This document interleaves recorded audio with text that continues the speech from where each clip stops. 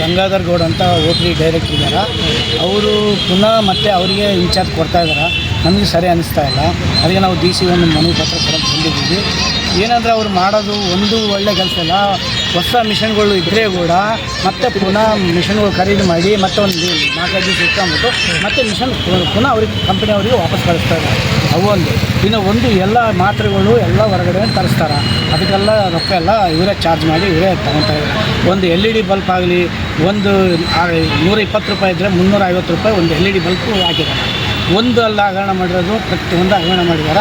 ಅಂಥವ್ರಿಗೆ ಮತ್ತೆ ಸ್ಥಾನಮಾನ ಕೊಡ್ತಾಯಿದ್ದಾರೆ ಅಂದರೆ ನನಗೆ ಭಾರಿ ನೋವು ಬರ್ತಾಯಿದ್ವಿ. ಈ OPD ಒಂದು ಅದು ಹಳೆ OPD ಬಳ್ಳಾರಿಯಲ್ಲಿ ಎಷ್ಟೋ ವರ್ಷದಿಂದ ಅದು ಬಂದಿದೆ. ಇದನ್ನೆಲ್ಲ ಗಂಗಾಧರ್ ಗೌಡ ಬಂದಾಗಿಂದ ರೊಕ್ಕದ ಆಸ್ಪತ್ರೆ ಮಾಡಿದ್ದಾರೆ, ಪ್ರೈವೇಟ್ ಆಸ್ಪತ್ರೆ ಮಾಡಿದ್ದಾರೆ. ಅದಕ್ಕೆ ನಾವೆಲ್ಲ ಹೋರಾಟ ಮಾಡಿ ಮುಂದಿನ ದಿನಗಳಲ್ಲಿ ಅವ್ರಿಗೆ ಬೇಡ ಅಂತ ಹೇಳ್ಬಿಟ್ಟು ನಾವು ಶಾಮೀನು ಹಾಕಿ ಅವ್ರನ್ನ ಅಲ್ಲಿ ಇದ್ದು ಖಂಡಿಸ್ತೀವಿ ಅಂತ ನಾವು. ಹೆಸರು ಬಂದವರು KP ಹಸನ್ ಅಂತ ಹೇಳ್ಬಿಟ್ಟು ರೈತನಗರ ರಕ್ಷಣಾ ಜಿಲ್ಲಾಧ್ಯಕ್ಷರು ಬಳ್ಳಾರಿ ನಗರ ಜಿಲ್ಲೆ.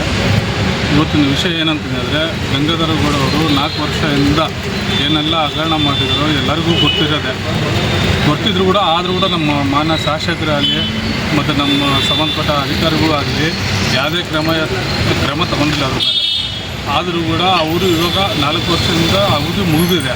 ಆದರೂ ಕೂಡ ಪುನಃ ಮತ್ತೆ ಅವರೇ ಬರಬೇಕಂತಂದೇಳಿ ಬೆಂಗಳೂರು ಅಲ್ಲಿ ಇಲ್ಲಿ ಅಲಗಾಡ್ತಾ ಇದ್ದಾರೆ. ಆದರೂ ವೈದ್ಯರು ಭಾಳ ಜನ ಇದ್ದಾರೆ. ಬಟ್ ಇವ್ರಿಗೆ ಕೊಡಬೇಕಂತ ನಮ್ಮ ಉದ್ದೇಶನೇ ಇಲ್ಲ.